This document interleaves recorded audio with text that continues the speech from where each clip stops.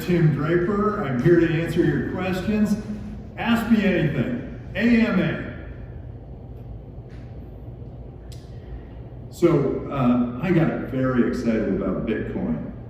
It was the beginning of something quite extraordinary. My life to date has been blessed and wonderful. I was able to be a venture capitalist in one of the most exciting times in the history of the world. I backed a bunch of companies around the internet. The internet transformed communications and information and gaming, entertainment, media, transformed our whole world. And information's so flowing now, and communications is so flowing now. So many things have changed because of the internet. And I thought, well, I have had quite a career. And then all of a sudden, Bitcoin shows up. And it comes right at the end of a financial crisis. And we have suddenly a trusted third party that is not the bank that can help us build currency. And at first I thought, wow, that's really exciting, because I was always exploring digital currencies and looking around at digital currencies in games and other things.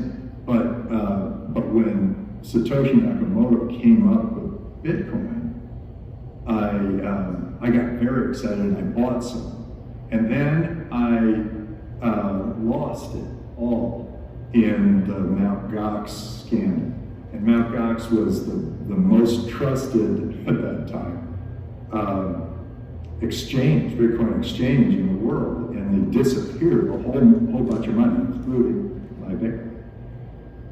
And I thought, oh, too bad. That was a really interesting experiment, and I thought, we could have done something with that, but I guess that one's gone. But on the news that Mt. Gox stole all that money, it only dropped Bitcoin's price about 10-15%.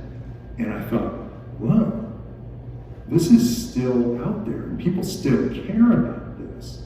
And so I really dug in.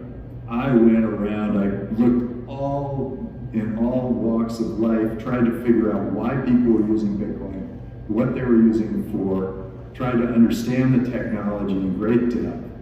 And here's what I came up with. First of all, Bitcoin itself was being used not just for the nefarious purposes that it was used for at the very beginning, which now we all realize that you don't want to do, because the blockchain keeps perfect records, so anybody who does something nefarious always gets caught if they're using Bitcoin. But it was also being used for sending money overseas, remittances, for paying employees overseas. There was far less friction to moving money around. And then the real spark went off when I met with this great guy, Sebastian Serrano from Argentina.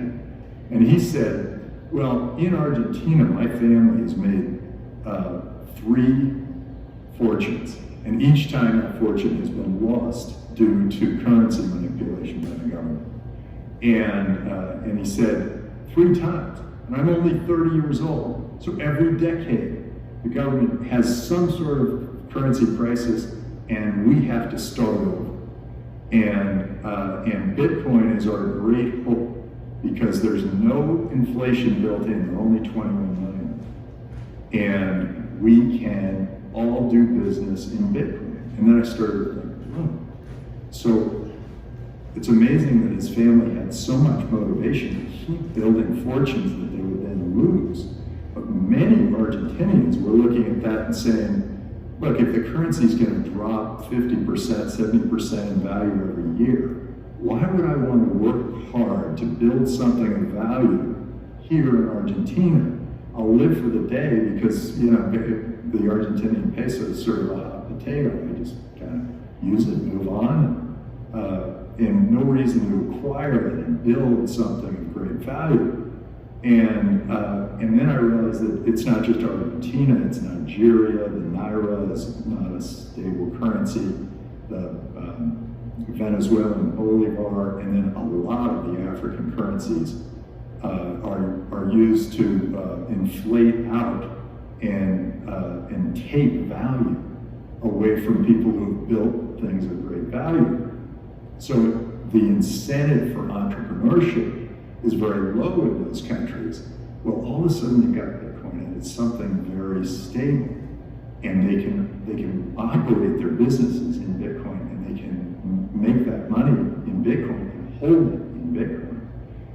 And the people have said, oh, Bitcoin's very volatile, but no, one Bitcoin is still one Bitcoin. All these other currencies are very volatile as they slowly disappear from use.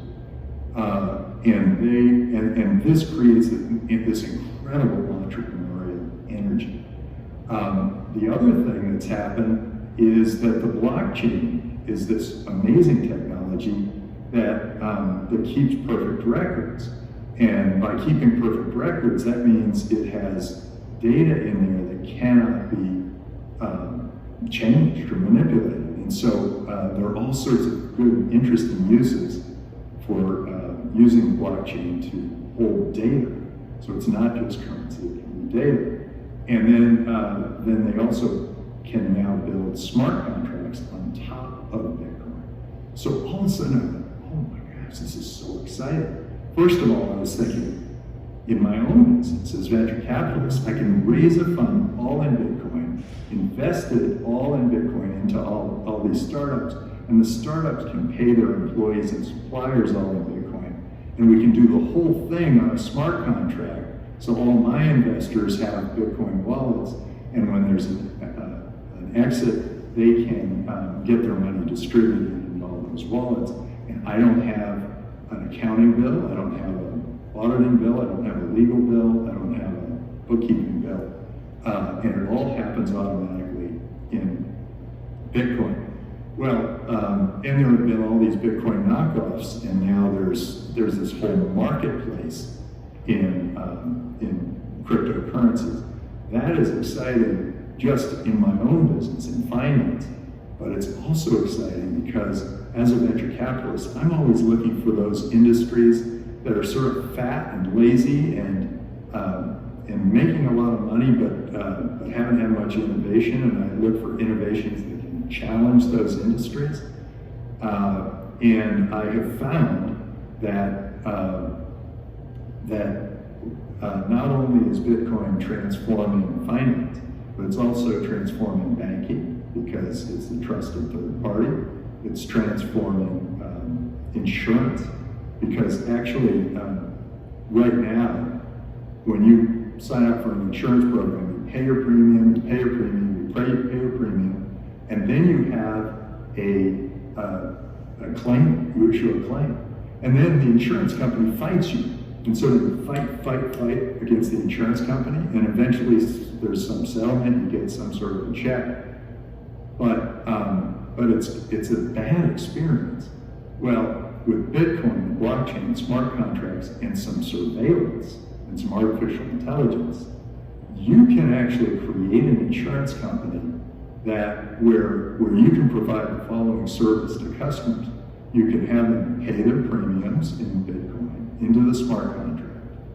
And before they know their house is burned down, they can get Bitcoin dropping into their Bitcoin wallet because the surveillance has seen that the house burned down. And same thing with medical issues. You know, before you even know you have cancer, you can have a bunch of money dropped into your Bitcoin account, and then you can use that to pay for all the services you're going to need to get rid of your cancer. This is a major transformation in insurance. And what is government? Government is about 80% insurance. It's your healthcare insurance. It's your workman's compensation insurance. It's your unemployment insurance. It's your welfare. It's your pension, your social security. They're all insurance programs. So we have very high overhead government insurance programs, and they can now be completely transformed by this new technology. And whether governments take this new technologies on for the use for their own constituents, or governments are created 11 miles offshore or out in space, and they provide these amazing insurance programs, we as consumers are going to be way better off. And I think governance is going to have to compete for us. They're going to have to be accountable to us, or we can easily move to another place around the globe, or we can just govern ourselves in another way. This is the beginning of something quite extraordinary. And you're seeing something that I call competitive governance happening, or accountable governance happening, where we used to be very tribal. And it used to be that you draw a line, you say, okay, you don't go over that line, I don't go over that line, and we're good, and we'll prosper independently.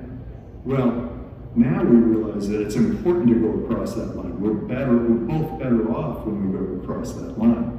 If you have a farm and I have a house, and we don't do a trade, then I die of starvation and you die of exposure. But if we work together and do a trade, then we're both better off. Well, you multiply that by the 250 countries around the world, and all the 8 billion people, and you get them all trading, and we all benefit from all of that trading. Every single working person in some way is helping us have a better life. And that is extraordinary. And so what we're having now is we're having governments react one way or another toward this new world. This new world is open and global.